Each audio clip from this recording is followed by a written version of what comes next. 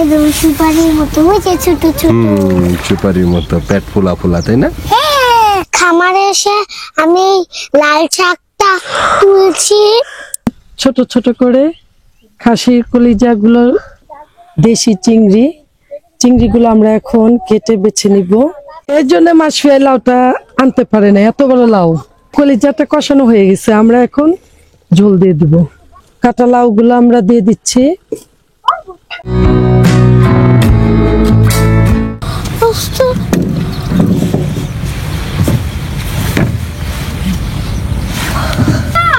বিসমিল্লাহি মাজরিহা ওয়া মুরসাহা ইন্না রাব্বিকা গাফুরুর রহিম। ঠিক না? দেখো ছোট্ট ছোট্ট কি ওগুলা? তুমি বলো এটা কি? শাওলা। এটা কচুরি পানা। কচুরি পানা?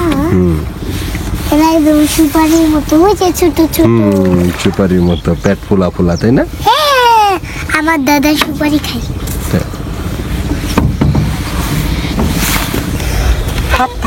হাত নামাও তুমি নামাও। আচ্ছা আবে কাকা পেরেছি পাপা।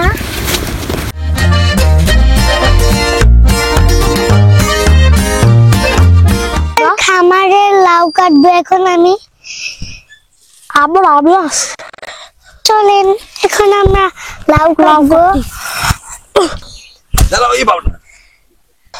এই যে লাউ দেখলেন, আমি লাউটা কেটে নিলাম। লাউ দেখুন, আমরা চিংড়ি রান্না করব। তো আমরা খামার একটা রান্নাঘর বানিয়েছি, ওইখানে আমি এই লাউটা চিংড়ি দিয়ে রান্না করব। চলেন আমরা রান্না করব। আপনাদের দাওয়াত এই ভিডিওতে দেখতেই পাচ্ছেন। চলেন দর্শক, আমরা চলে যাই।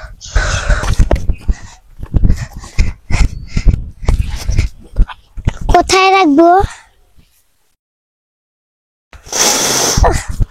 আজকে আমরা চিংড়ি দিয়ে লাউ রান্না করব।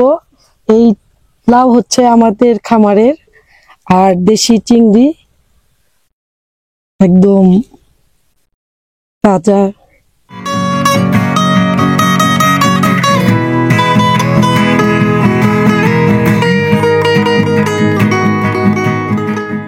হ্যাঁ মাসফিয়া, তোমার সমান নাকি লাউটা? এর জন্য মাসফিয়া লাউটা আনতে পারে না, এত বড় লাউ। লাউটা অনেক সুন্দর, একদম কুচি। লাউগুলো আমরা এই সাইজে কেটে নিব। আমরা এই যে চিংড়ি মাছের খোসাগুলো বেছে রেখেছিলাম, ওগুলো এখন বেটে নিব লাউয়ের জন্য। তারপরে একটু জিরে দিব, এই যে সামান্য পরিমাণ একটু জিরে দিব।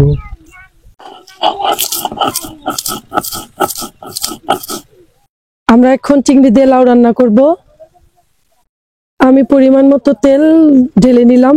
লাউ তরকারিতে বেশি তেল লাগে না, লাউ কুমড়া, চাল কুমড়া এগুলোতে পরিমাণে তেল কম লাগে। তারপর আমি পেঁয়াজ কুচি দিয়ে নিব।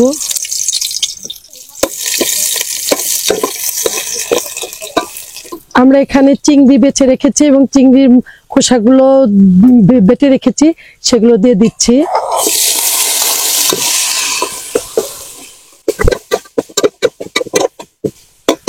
সামান্য পরিমাণ একটু পানি দিব। তারপর আমরা একে একে সব মশলা দিয়ে দিব। এখানে আমি হাফ চা চামচ পরিমাণ রসুন বাটা দিব, সামান্য পরিমাণ মরিচের গুঁড়ো দিব। লাউ তরকারিতে মরিচ বেশি ভালো লাগবে না, ঝাল ঝাল হয়ে যাবে। এর জন্য একদমই কম পরিমাণের মরিচ দেওয়া হয়েছে, আর কাঁচা মরিচের ঝাল। আর যারা একদমই ঝাল পছন্দ করেন না, তারা শুধু কাঁচা মরিচ দিয়ে লাউ রান্না করবেন। তারপরে আমি এখানে অল্প একদম সামান্য পরিমাণ হলুদ দিয়ে দিলাম। তারপরে দিয়ে দিব সামান্য পরিমাণের ধনে গুঁড়া, পরিমাণ মতো লবণ। মশলাটা হয়ে এসেছে, আমরা এখন এতে লাউ দিয়ে দিব। এই যে আমাদের কাটা লাউগুলো আমরা দিয়ে দিচ্ছি।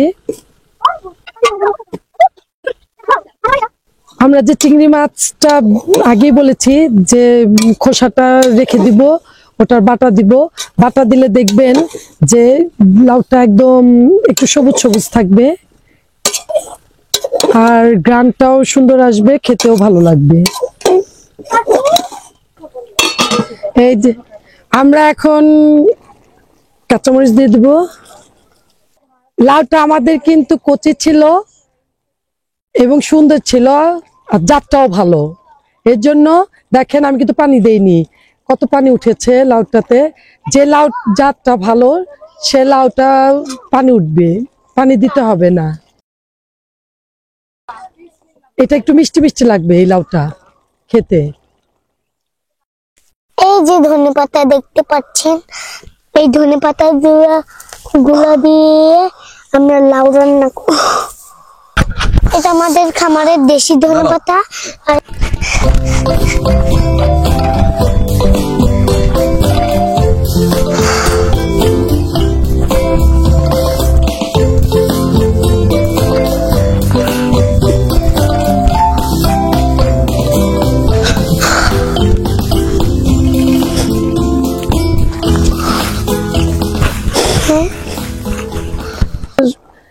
ধনেপাতা দিয়ে দিব। আমাদের লাউটা হয়ে গেছে, আমরা এখন এটা নামিয়ে নিব।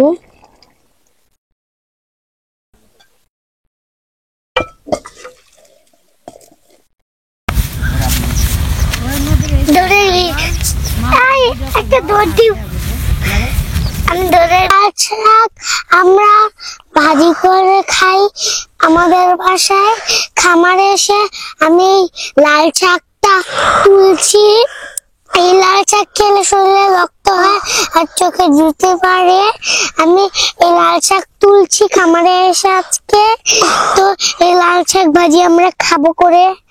খামারের লাল শাক ভাজি করব। খামার থেকে উঠিয়েছি একদম টাটকা টাটকা শাক। প্রথমে আমি কড়াইতে তেল দিয়ে নিলাম। শাক ভাজি, যে কোনো ভাজিতে একটু তেলের পরিমাণটা একটু বেশি হলে টেস্ট একটু বেশি লাগে। তারপরে আমরা একটা শুকনো মরিচ ভেঙে দিয়ে দিলাম। কিছু রসুন ছেঁচে রেখেছিলাম সেটা দিয়ে দিব। তারপরে পেঁয়াজ কুচি দিয়ে দিব।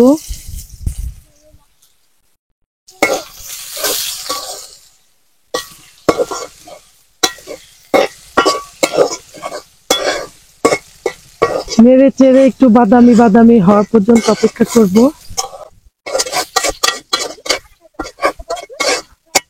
পেঁয়াজটা একটু বাদামি কালার হয়ে আসছে, এখন শাকগুলো দিয়ে দিব। যে কোনো শাকেই তেল, রসুন, তারপর পেঁয়াজ একটু বেশি দিলে শাকের টেস্ট একটু বেশি হয়।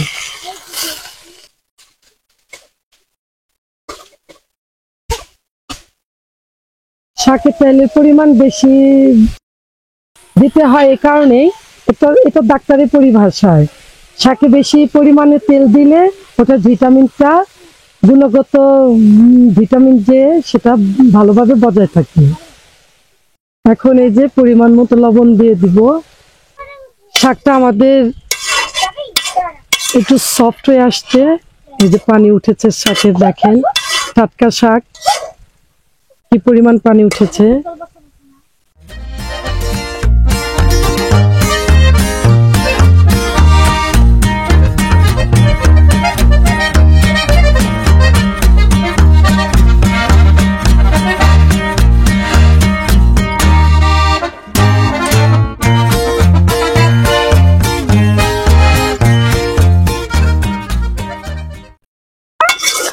আমাদের শাকটা যখন হয়ে আসবে তখন আমরা কাঁচামরিচ দিব। আমি কিন্তু ঢেকে দেইনি, তারপরেও কত পানি উঠেছে দেখেন। টাটকা শাক, এই যে আমাদের শাকটা হয়ে গেছে, আমরা এখন শাকটা নামিয়ে ফেলবো।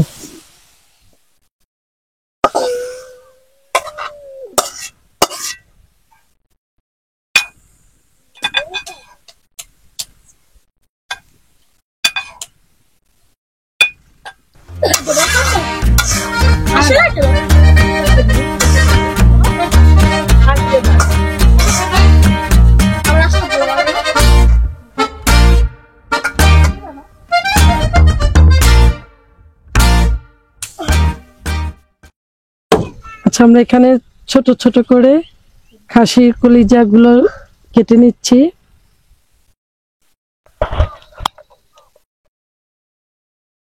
আমাদের খাসির কলিজা কাটা শেষ। এই যে ছোট ছোট পিস করে কেটে নিয়েছি।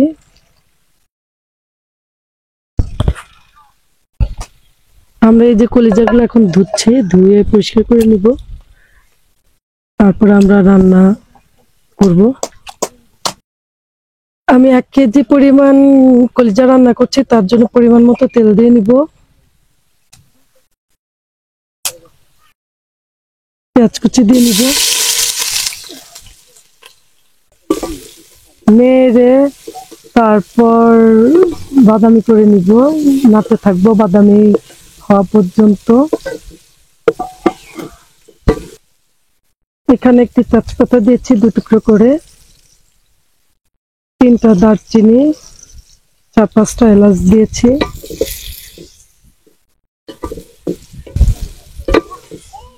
দেড় টেবিল চামচ আদা দিয়েছি, আদা পেস্ট, 1.5 টেবিল চামচ রসুন পেস্ট।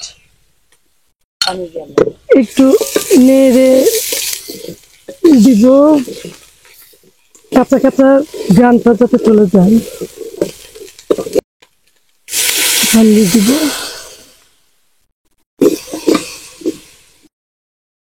মরিচ গুঁড়া দেব 2 টেবিল চামচ, হলুদ গুঁড়া 1 টেবিল চামচ, ধনে গুঁড়া 1 টেবিল চামচ, পরিমাণ মতো লবণ। একটু পানি দিব,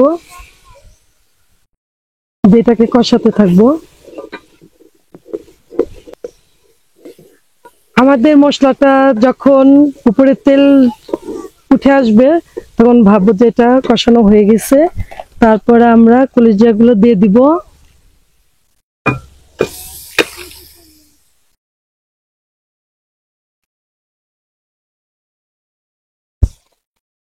মশলাগুলোর সঙ্গে কলিজাগুলো একদম নেড়ে চেড়ে মিশিয়ে দিব।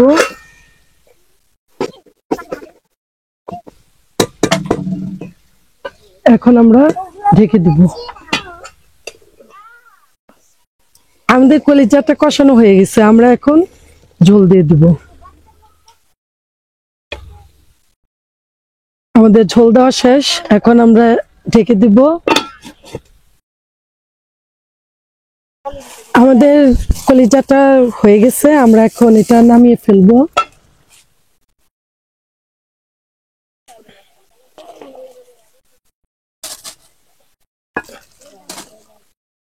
আমার লগে যাইতে